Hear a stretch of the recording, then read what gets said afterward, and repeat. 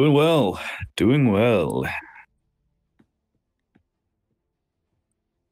Maybe I should do the show in the maybe I should do the entire show in the doing well.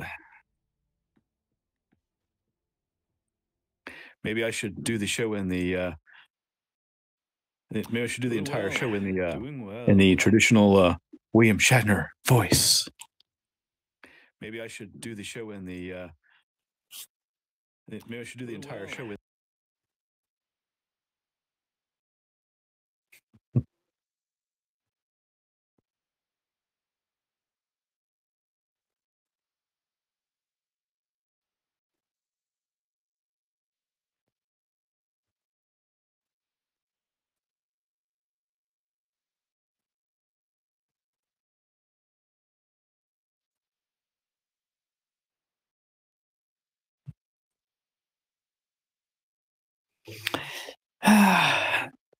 show has issues. That's what therapists get paid for.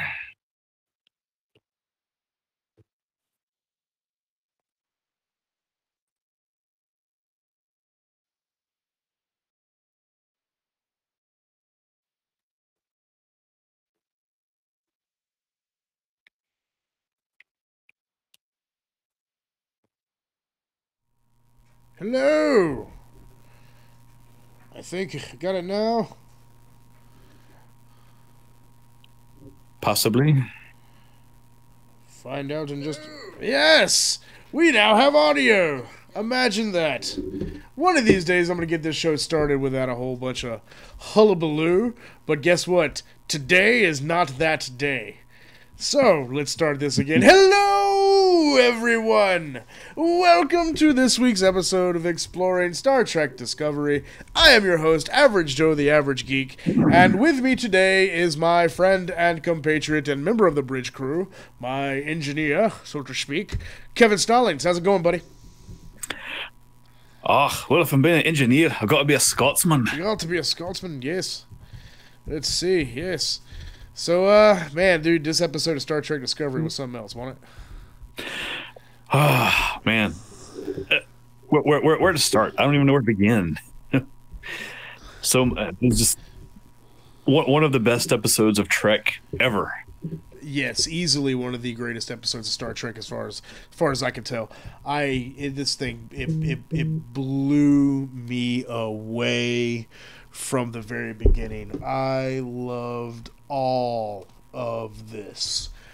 Let's see. Can chat room hear me now? I think I got my audio situated. Let's see what we got over here. Alright. Yes. Horrible false start for the live show, but hey, guess what? That's live broadcasting for you. Yes.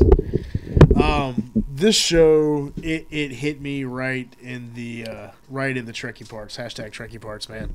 I was floored by everything that I witnessed in this week's episode, from some of the most amazing and dynamic phaser fights to one of the best, captain moments we've seen, somewhere up there with Picard and Kirk and Sisko and Janeway from Captain Saru. My Captain Saru. Some wonderful emotional scenes from Michael Burnham and Philippa Georgiou. Twists, turns, the Discovery itself being amazing. I want to rant and rave as much as I possibly can for this episode. Yes, indeed. To get it started, I think we should acknowledge of something that I almost missed. Something that's to me was very powerful. What's that? Very simple but very powerful. When Burnham was hiding on the Charon, and she was trying to connect through to transmit to the Discovery, and she finally gets through. She tells him, look, Lorca's from the mirror universe. You gotta, she tells him what's going on, what's their Stamets have been doing with the mycelial network and all, and she's destroyed the energy sphere. I'll collapse the containment field of it, whatever. And what does Saru say? He says, at the end of it, he says, "Be careful, my friend." Yes, yes, that is a wonderful character moment because this from the guy who had characterized her just a few episodes ago as a predator. Yes, they haven't been friends really. They've been kind of colleagues, and they've worked together, and they've worked well together. But I think Michael Burnham has always liked Saru, but Saru hasn't always liked Michael Burnham. That definitely changed. That definitely changed this week. I'm calling it now. Okay, Captain Saru, First Officer Burnham, please, please, please. I would love to see it. I don't know if it's going to happen, but I would love to see it. Oh well, the fact of the matter is, if Saru isn't given permanent command of the Discovery, it is a damn travesty.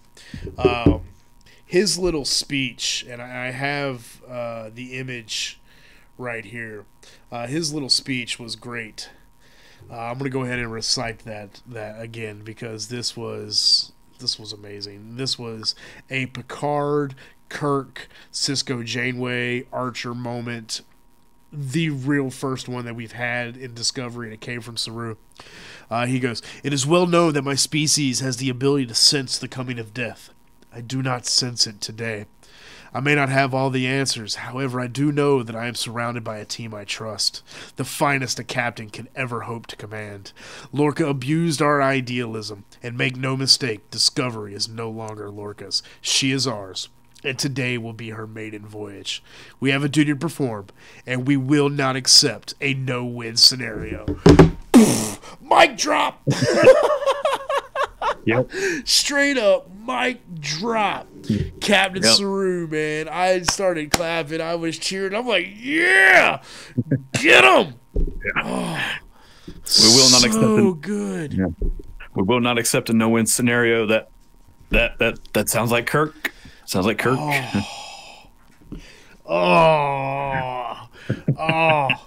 It just, oh man, it just made me so happy, and it felt like classic Trek. It felt, not that Discovery hasn't felt like classic Trek, but there were things in this episode that we hadn't really seen a lot of in Discovery yet. That scene with Saru is one of them, because really for the first time in the series, it was all of the department heads around the table discussing, strategizing, sciencing the shit out of things. Yeah. We finally get to see some of the other members of the crew that we don't usually see. Yeah, like Arium had more than one line. That was great. Yeah. Owosakun had many lines. There was both Reese. I loved it so very, very much. And it was great having all of them working around, the briefings that we got around the ready room table on the Enterprise D, there's very classic Trek moments where everybody, the brain trust, is figuring out a problem. And we really got that in this past episode. I mean, it just made me want to just stand up and cheer. It just made me so very happy. Yeah, it's a small world. She goes, love that speech so much. Doug Jones' delivery of those lines was brilliant. It really was. I require more Captain Saru. Because he's been... I don't know. We were getting a lot. We're getting a lot of character development. You know, I want to talk about Michael Burnham. I think I'm going to have a video this week about my Let's Talk About Michael Burnham Part 2 video. If y'all haven't seen Part 1 of my video, I posted that video after the prologue episodes 1 and 2. Go back and check that out, because I watched it earlier, and it's kind of interesting how much Michael Burnham has changed from the very beginning, how much my opinions of Michael Burnham has changed. It's definitely time for a part 2 of that video. And Saru, like, he was very timid at the very beginning of the series, but as he's progressed through the season, he just gets more confident. And for a prey species, he's starting to carry himself with some legitimate power, and it's so good. So good. When he's in the captain's chair and he's like sitting up tall, and it just the stage presence that Doug Jones has. Doug Jones is one of the greatest character actors of all time. He is so good in makeup. He's like Andy Serkis in a lot of degrees. You put him in some makeup, he becomes that creature. And Saru's kind of presence sitting in the captain's chair when he's sitting and they're on Michael Burnham is on the bridge of the Karen, and Saru, they're talking, and Saru's like, I need to speak, I need to hear that from Specialist Burnham herself, because you are an unreliable source. I'm like, oh, yes. So good. And then Michael Burnham says that, he goes, understood, that's all I needed to see, and cuts the line, and then goes, fire. Just, oh man, oh, it was brilliantly executed. And that just pinpoint phaser shot right into the bridge of the Karen. Oh man. Like, if y'all watching this and y'all in the chat room right now can't tell, I am straight up fanboying over this episode, and I have no shame in it whatsoever. This episode had so many fun bits and twists and turns, and the action was like, seeing the Discovery just go to town and do that, awesome. And I swear every Star Trek show has done it, where we've seen it in a couple of the movies, we've seen it in so many episodes, where the ship has to go to warp. It just barely stays ahead of the shockwave that's threatening to destroy everything. Oh man, so good, dude, so good. So what did you think about Captain Saru? I'm gonna pose that to the chat, and I'm gonna pose that to you, sir. Captain Saru, man, what do you think? Oh man, it really is amazing to see where he's come from to where he is now. Because, I mean, like you said in the beginning, you know, he was very, especially once after the prologue episodes, and you see him on the Discovery, he starts out he is very timid. I wonder if he felt kind of intimidated by Lorca. You know, Lorca has that, especially now that we know he was Mirror Universe Lorca. Lorca has that. He had that, you know, that almost that xenophobic attitude towards anybody who wasn't human. Yeah. I'm wondering if maybe he didn't, in some subtle way, try to keep Saru, you know, try to grind him down a little. Maybe. Although, you know, Lorca did have this wonderful line when he's, you know, speaking with Saru over the communications array. And, you know, he's so supremely confident that he won that he is just blinded by his overconfidence. I mean, it was a straight-up Palpatine moment. It really was. Just so blinded by his overconfidence. And he says Saru, he's like, something about the lines of his admiration for him was and is legit. And which is funny, because you know that he had been chowing down on some Kentucky Fried Kelpian. Before he jumped over into the Prime universe. Yep. Some Saru nuggets. Yeah. Some Saru nuggets. What kind of sauce do you use for fried kelpie and nuggets? I'm curious. Probably maybe like a soy sauce. Right? I mean, like a sweet ketchup or a sriracha. Yeah, yeah, yeah, yeah. But yeah, I mean, just to see that, just to see him step out into his come into his own. Yeah, right? definitely. Like this is my ship. Yeah. We're gonna it's not his anymore. It's ours. We're gonna we're not gonna accept any defeat. I love that. This guy. The discovery is ours now, and this will be her maiden voyage. Maiden voyage, yeah. Just squeed, fanboy, just fanboy tingly squeed. Yep. Trekness. Like I felt it in my hashtag Trekkie parts. Like, yep. This okay. I got to get serious for a second, and I want to speak to the Discovery haters out there. Like, y'all, seriously, what? Like, you're missing out. Like, this is great. This is some of the best Star Trek ever, and your preconceived notions about what Star Trek is and isn't is limiting your enjoyment of a series that is some of the best Star Trek storytelling we have ever had. You must unlearn what you have learned. Please. For your sake. I already love the show. I'm not missing out. It's you guys that are missing out. Yeah. But I gotta say what I was loving was the just the fight choreography. Oh yes. I mean, yes. I mean, Sonequa Martin Green was awesome. Jason Isaacs was awesome. Michelle Yeoh was 5 levels of awesome. Straight up, she went Crouching Tiger, Hidden Dragon on Lorca, and it was so awesome. She's an amazing martial artist. She's really good. Really, really, really good at that kind of stuff. And she's been, in martial arts movies and regular drama movies. Her acting chops and action chops are straight legit. They have been for decades now.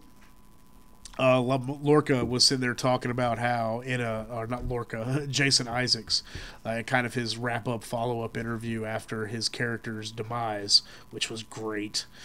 We have to put the air quotes, demise. Well,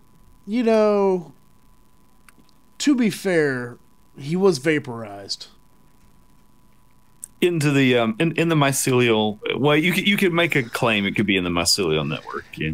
Okay. It's science fiction. You never say never. I mean, that's fair. That's fair. We don't know if we'll ever see Prime Universe Lorca, and he was kind of tight-lipped about that. He's like, obviously, I'm not going to say anything, so I'm not going to say anything, but we'll see about that. But he was talking about how when he was fighting Michelle Yeoh, that she was moving faster than he could blink. That it was. Seeing her work was amazing, and yet she's amazingly fast and amazingly agile, yet amazingly delicate. So he'd have to take real care not to kind of injure her in ways. But she was moving so stinking fast that he felt like he was barely moving at all, and that was a lot of fun. Yeah, Steven Stott, Jason Isaacs did say that he's dead, that he's gone. Whole 9 yards, but he did not. When asked whether or not he would come back, who knows? We may see Prime Universe Lorca, but we don't really know. I would like to see. I would like to see Prime Universe Lorca, and I would like to know for sure what happened to Mirror Universe Burnham. I mean, she's probably Yeah, dead, probably dead. but it would be nice to I mean, know for sure. that might be some very interesting kind of stuff because we know how Lorca made his way over to the primary universe, which is how people from the prime universes made their way to the mirror universe several times. There's some weird transporter malfunction in this weird space storm. Yeah. It's like that kind of trope. So it's kind of fun seeing Mhm. that trope from the mirror universe's perspective. There's a transporter malfunction. Yeah, so I mean, who knows? Who knows? And we do know that Mirror Universe, Mirror Lorca, kind engineered the destruction of the brand. I really feel that he engineered the destruction of the brand, and that Prime Universe Lorca was on the brand, because that's just one extra complication that Lorca didn't need. Mirror Lorca wouldn't need, is that leaving Prime Universe Lorca out there, to be his foil. So I'm willing to bet. Well, we're not willing to bet. This is, like you said, this is science fiction. This is Star Trek. It's probably episode 16 of season 4. Prime Universe Lorca will appear finally, what have you? Yeah. Uh, Yeah. Exactly. Who knows? And another unanswered question is: we still don't know what happened to Mirror Universe Discovery. Like, we don't know. Did Mirror Universe Discovery help? Because we see what happened to the Federation at the end of the episode. They were gone. The Discovery was gone for 9 months. The Federation pretty much lost the war. They were reduced down to like 25%. Like 25% of their space. Like it's the big bloody war that we knew from canon. That has happened. So there's no misstep in canon there. Yeah, this is like the 4 years war almost that they talked about in Axonar. Yeah. Pretty much. So I'm kind of curious now, like, what happened with the Mirror Universe Discovery? Did they just say, all right, well, screw these Federation pansies, and help the Klingons, which is against their xenophobic nature, because does their hatred for the Federation outweigh their racism? Maybe. Who knows? Maybe. Like, It would be since that was Captain Killy's ship. Yes. It would be interesting to see what happened. it really would. It really would. There's no real way of knowing. I want to know. Kind of makes me wonder if we'll find out, because we have 2 more episodes this season. Only 2 more episodes. This makes me very sad. I don't want it to end. I want an episode of Star Trek Discovery every single week. I think we're going to find out next week. Yeah, I think we will as well. It's a Small World has postulated that next week's episode we'll find out that Captain Killy probably was destroyed by the Klingons. Impossible. I mean, at this point, anything's possible. Like, anything's possible. There were a few things that were very predictable that Discovery has done, like the Shazad Latif reveal that, Ash Tyler was Vogue. We all kind of figured that from the very beginning. A lot of people guessed that Lorca was Mirror Universe. I didn't see the evidence, but I do now. Looking back on it, yeah. Yeah. So it's going to be like, if you can predict what happens in the next episode, you need to go play the lottery. You need to set yourself up as the next Miss Cleo and make some money. Because I have no clue how the next 2 episodes are going to go. They could go in any direction. I can't wait. Oh, it's so very good. Yeah. Let's see. Okay, so I am a firearm fan. You know, I have many guns. I shoot guns. I love guns. I'm a big Second Amendment guy. So I kind of have to talk about the phaser rifles Oh and yeah. the phaser combat that is on display in Discovery because holy crap, Yeah. holy crap.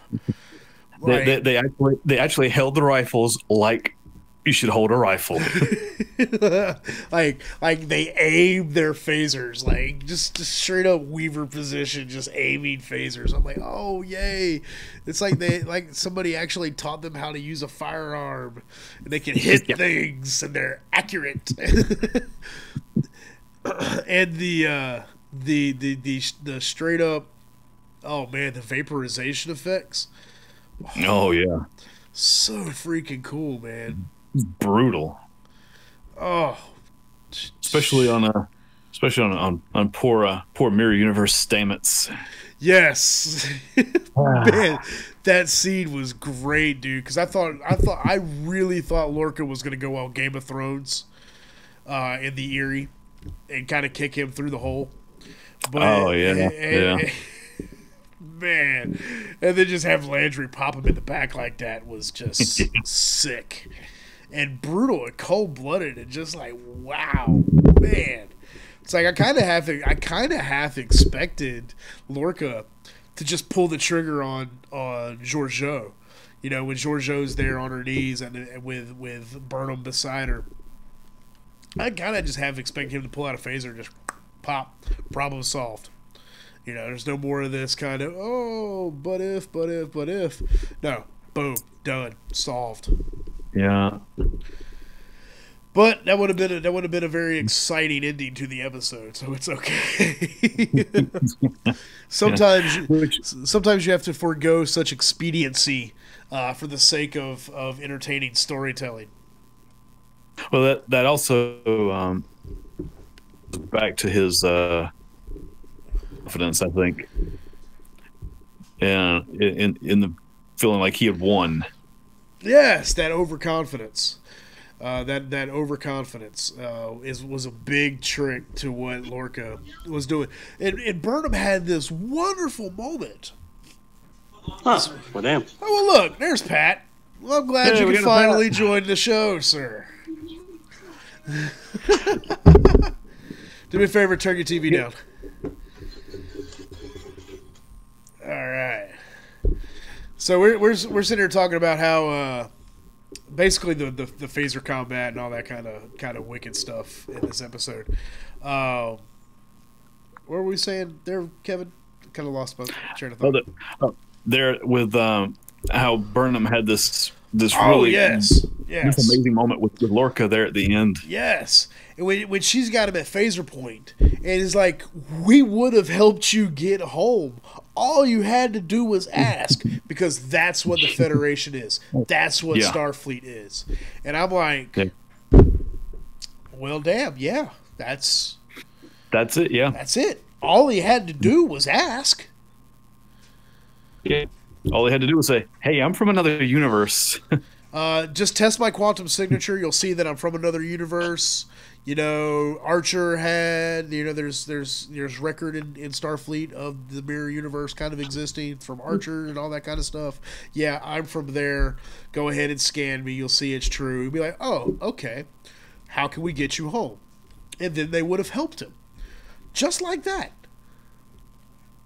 Yep. That's true, Steven. Steven says that asking is no fun. Yes, that's true. Asking is no fun. You know, there is something to be said for conniving and violence and all the things that Lorca did so very well in this season. Yeah. Yeah, no, Entertainer was right. He wasn't used to asking. He does in the mirror universe.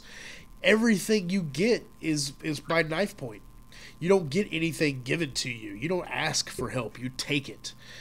So I understand it wasn't his culture, but to see that kind of balance point there, where Burnham just is like, we would have helped you get home. Like, you didn't have to do this. You know, we would have done this for you, willingly, happily helped you get home. You know, that was a wonderful example of what Starfleet is, and ultimately what Star Trek is. You know, I loved that. What did you think about that scene, Pat? I thought it was cool, and exactly right. If Lorca would have asked, Starfleet probably would have helped him out, but he gave the typical Terran response.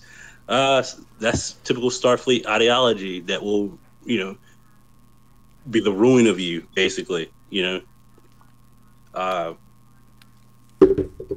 was point. So yeah, it was pretty.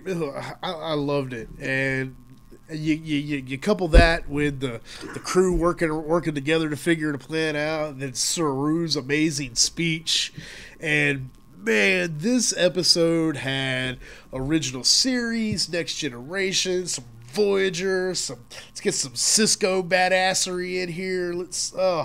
I loved all of it. So an amalgamation of all Star Trek rolled up into one episode, huh? Well, it was quintessentially Star Trek. Mm-hmm. Quintessentially Star Trek. And all of this together, this is the first time that our intrepid heroes in Starfleet were tasked with saving not just one universe, but the entire multiverse. True enough. Yeah, that's true. It's kind of wild when you think about it, but yeah. I think I know why the dash drive was abandoned, because it's too easy to corrupt. And if you corrupt the mycelial network, you threaten all life in the entire multiverse. Yeah. So by just the very nature of using it corrupts it. So that's our explanation to why the dash drive doesn't work. So it wouldn't surprise me that if in season 2 it's gone.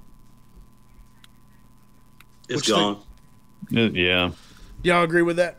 A chat room, do you agree with this could be the reason why the dash drive is the displacement activated spore hub drive, dash drive, is abandoned by Starfleet because of too much possibility to corrupt the network and destroy all of it? Yeah, I think they're gonna use it to win out the war, but I think after that it's gonna be gone. Yeah, I mean, it just makes complete total sense. It kind of has to be gone at this point. There's only so much risk you could take. Steven Stott agrees. Too many things can go wrong. Yeah. It's a Small World asks, what did you think of Lorca's speech to the Discovery crew when he thought he won? We touched on that briefly, but he had this Emperor Palpatine moment. Where Luke Skywalker's there, and Palpatine's like, "Oh, your faith, you're over," and Luke Skywalker says, "Your overconfidence is your weakness," and then Palpatine's like, "Your faith in your friends is yours." When in all actuality, it was Lorca's overconfidence that got him killed. And it was the Discovery's faith in their friends that saved the day. Yeah. I liked what overconfident. Yes, got him killed. Yeah, but it was sword to the back that got him killed.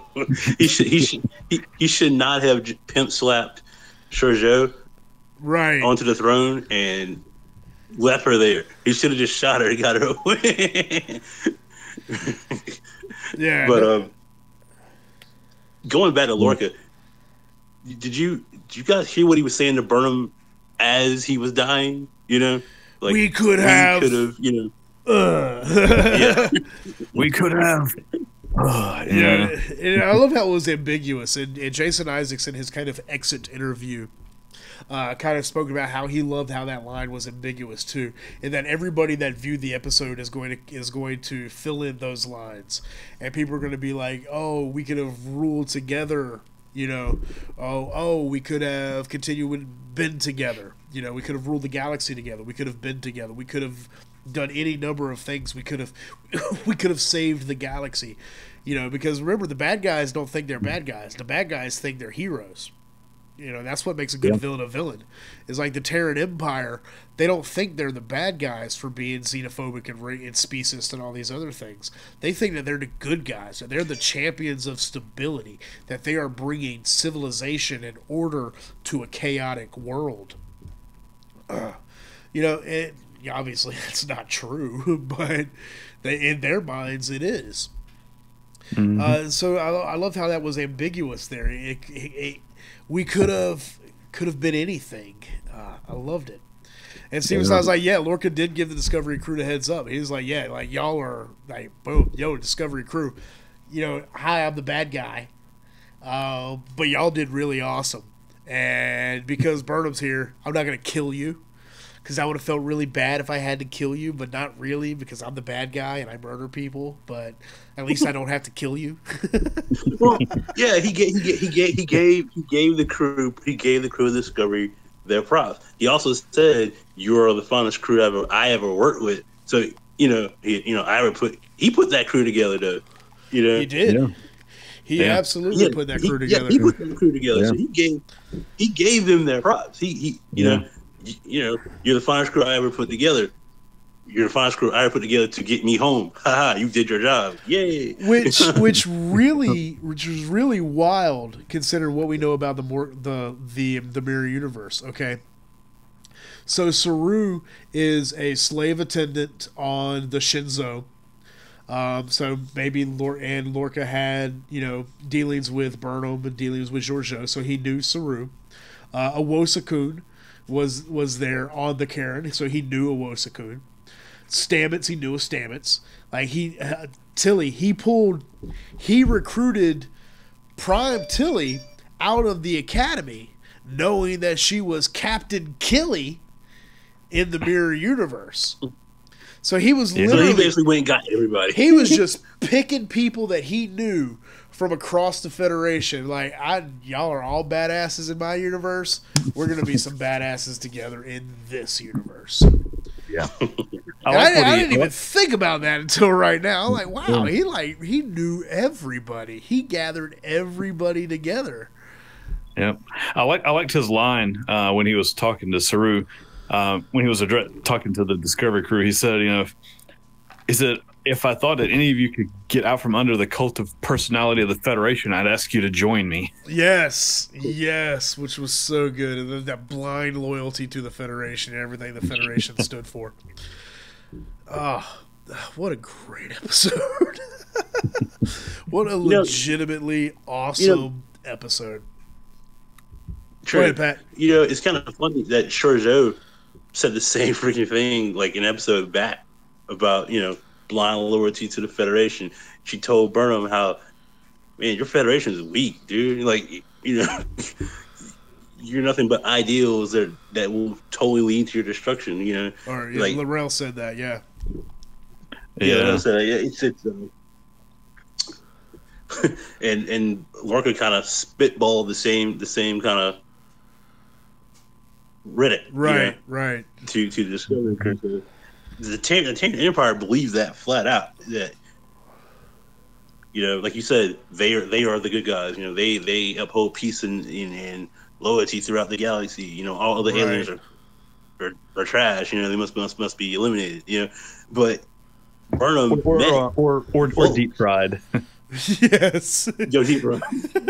or deep fried. But Burnham met Volk, the rebellion leader, and she tried to ask him before all hell broke loose. How did you get all these different species together? You know what I mean? Hell, if Volk could have gave her a straight up answer without going complete Klingon at that particular moment, that would have been the forefront, the pillar of Starfleet right there. No, absolutely. Would have got it before the war. Would have got it before the war ended, basically. You know.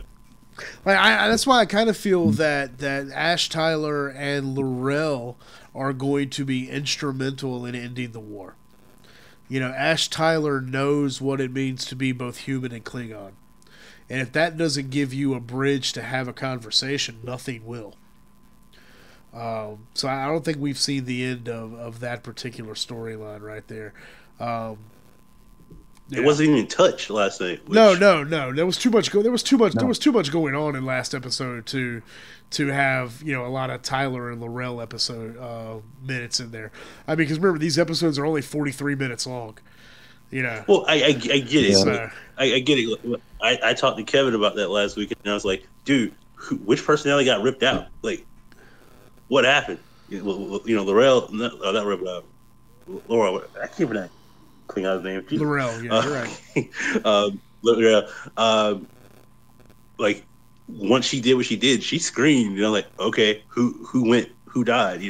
I want to know. And this episode didn't give it to me, so I'm like, crap. Right. It's like, I need more information. You're not giving me the information that I want. Yeah, we really don't know who she took out. It was probably Volk, but we don't really know. Yeah, we really don't. I assumed it was Volk. It seemed like it was Volk, especially because she had that kind of Klingon wailing, mournful wailing when the deed was done. But we don't know for sure. We'll find out. We'll find out. We might not even find out this season. We might not find out until much later. Yeah, we only got two. We only have 2 episodes left. It's true.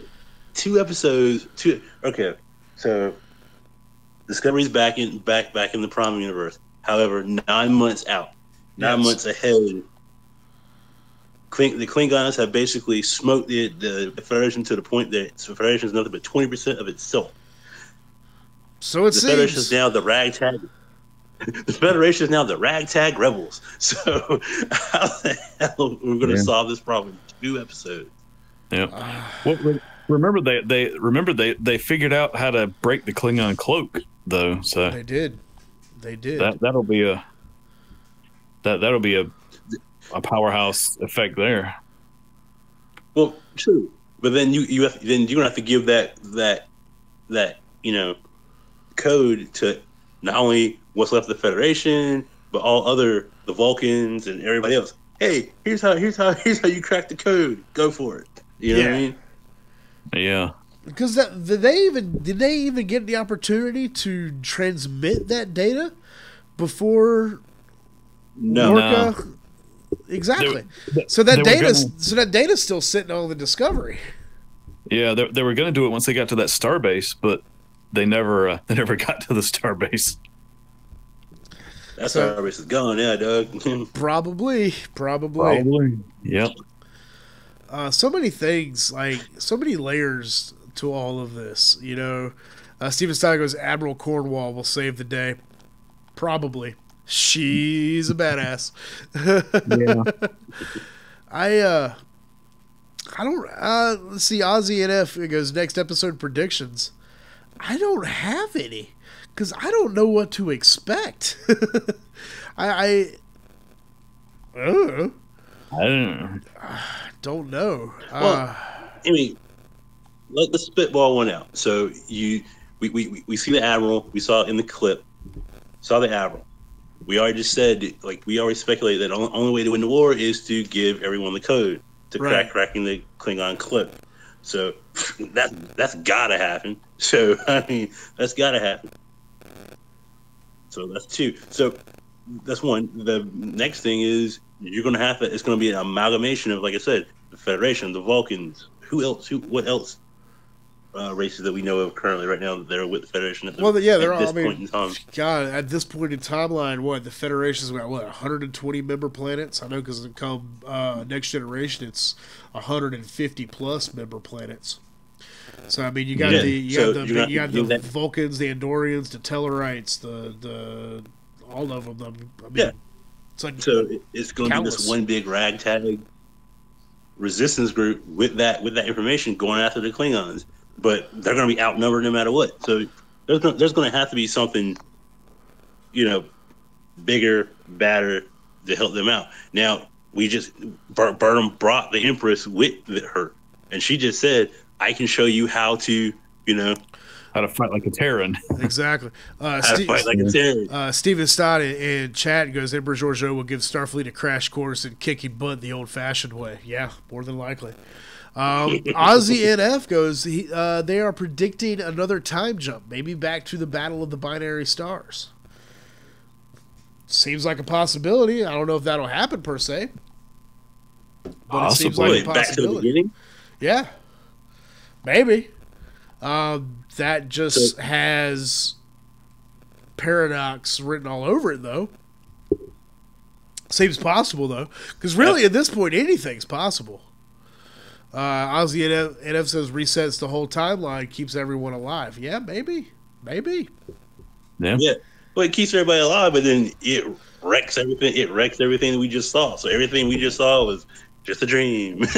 Well, no, it wouldn't be just a dream. It would be one of those looping parallels. But the thing is, the discovery that we know now would have to be destroyed if that happened, or otherwise you would have two discoveries traveling around, two members of the crew traveling around, and you get all kinds of fun time travel paradoxes being born out of such things. But it is possible. I mean, we've seen crazier things happen. I mean, God forbid, though. Ozzy used the word reset specifically, which just makes me have flashbacks to the series finale of Voyager. But the series finale, the big Voyager reset button. Boop. None of it happened. Boop.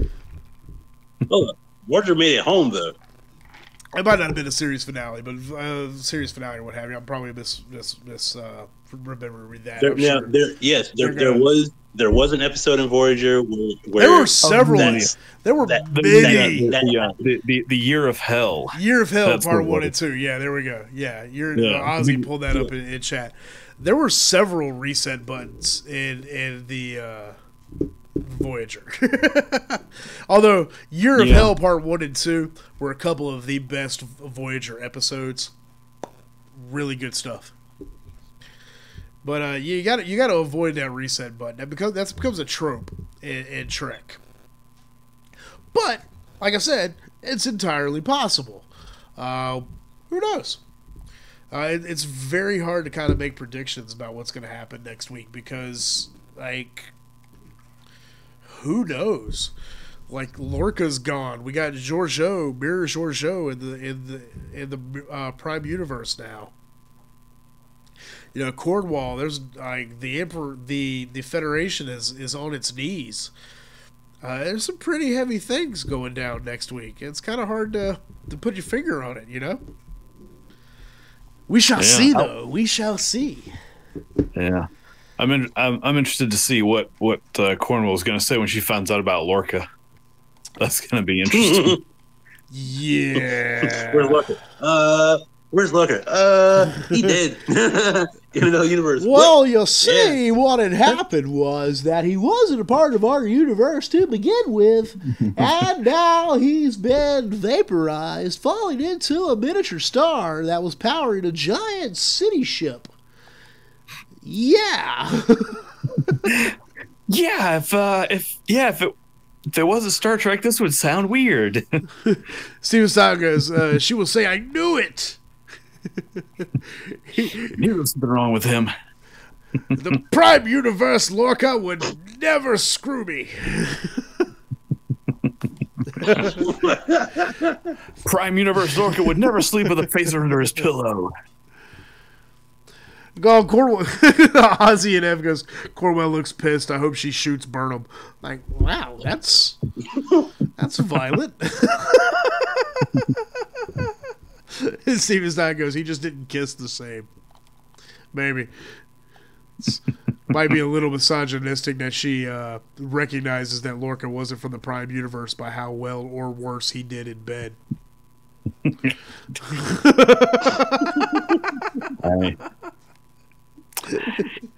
Well, you never know. And then it's just people pounding the dislike button on the video now. It'll be okay.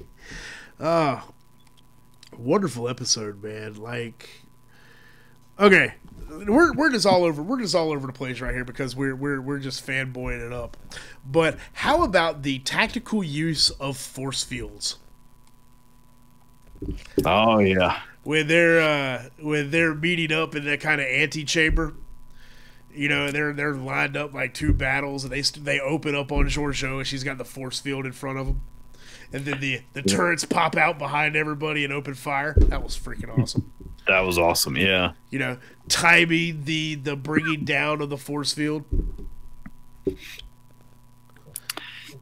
Yeah, that was awesome. Yeah. No, Ozzy and F, I have never heard of Lore Reloaded. Apparently his review was pretty damn harsh. See here, you know,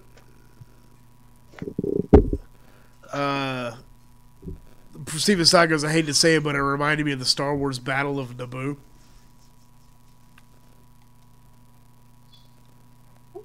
Oh, okay. That phaser battle was cool, but it reminded me of a G.I. Joe fight so bad.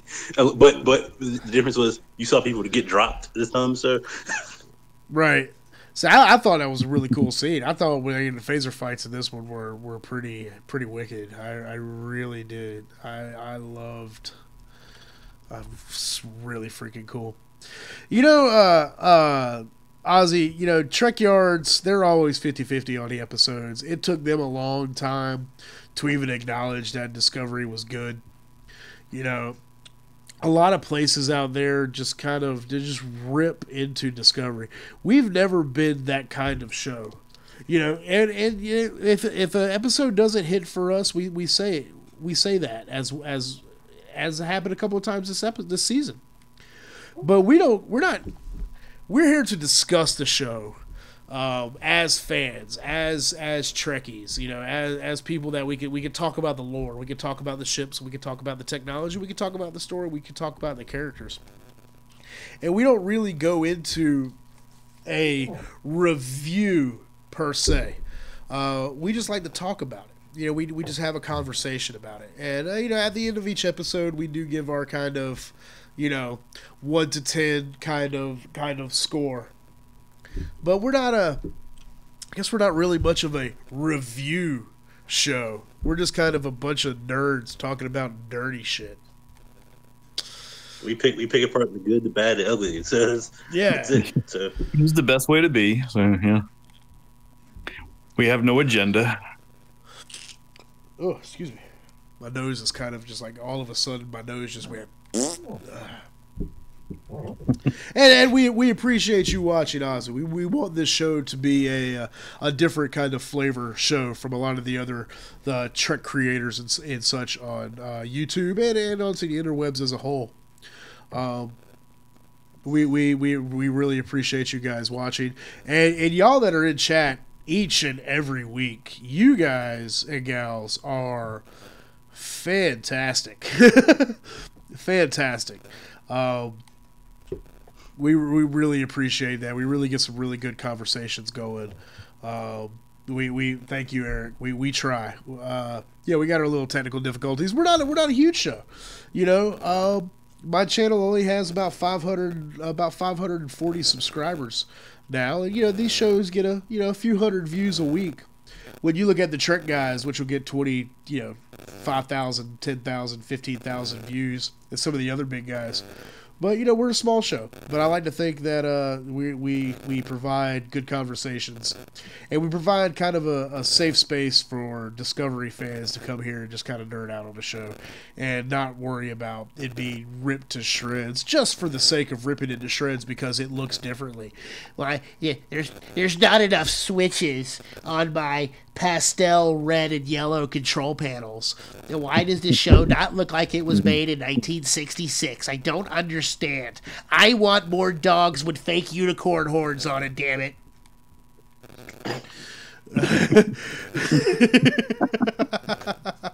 No, it's not a bad thing, Ozzy. But hopefully, we're going to continue growing, and we're going to keep doing our thing. We're not going out there to be this massive show. And you know, every week we add new subscribers. You know, we do what we can do. So we do what we can do. Well, that being said, we're oh man. That being said, we're pushing up on that hour-long mark right now. So here's where we do our little, you know, miniature reviews, so to speak, of the episode. So I am going to give it up to you, chat room, on a 1 to 10. 1 being Warp 10 salamanders, 10 being the best of both worlds, the inner light, the best of the best. Where do you rank this episode? So go ahead and be thinking about that, chat. Go ahead and throw it up. Kevin, what do you think, sir? I'm giving this one a 10. It had everything Trek needs to be Trek. It had the action. It had the character moments. The moments of just, you know, that sympathetic compassion that Burnham had for Lorca when she said, you know, if you'd asked, we would have helped you get home. That she was almost like pleading with him. Right. You know, just those interpersonal moments with the characters. The speech by Captain Saru, I mean, that in and of itself would have made it at least a 9 for me. But yeah, solid 10. I can hear you on that. Pat, what do you think, man? What would you grade this episode? I give it a 10. Like Kevin said, it had all the action, suspense, the "you were my captain" moment, and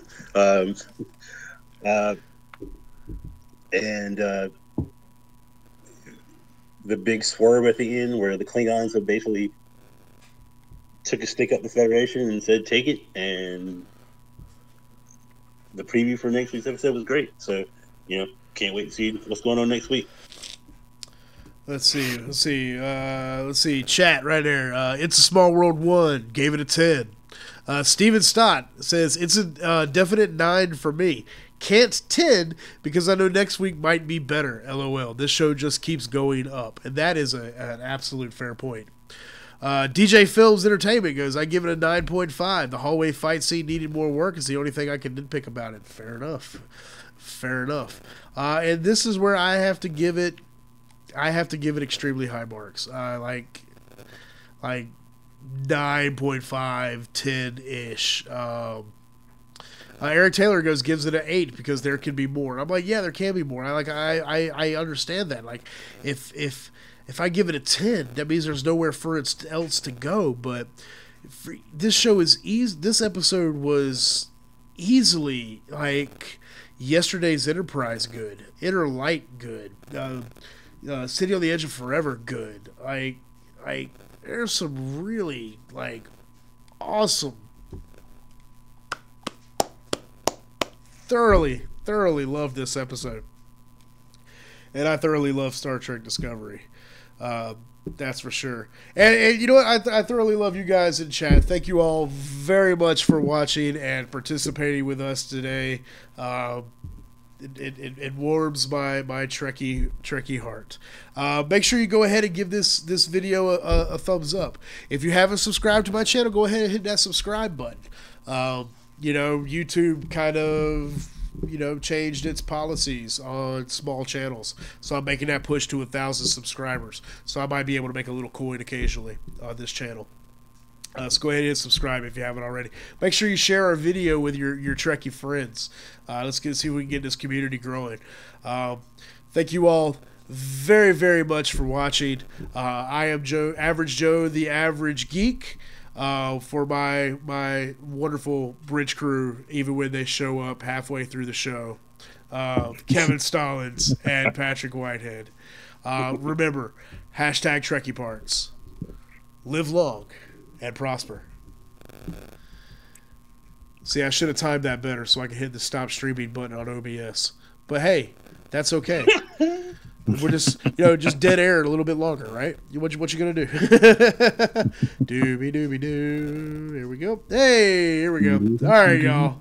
Have a good night. We will be back again next week with episode 14 of Star Trek Discovery.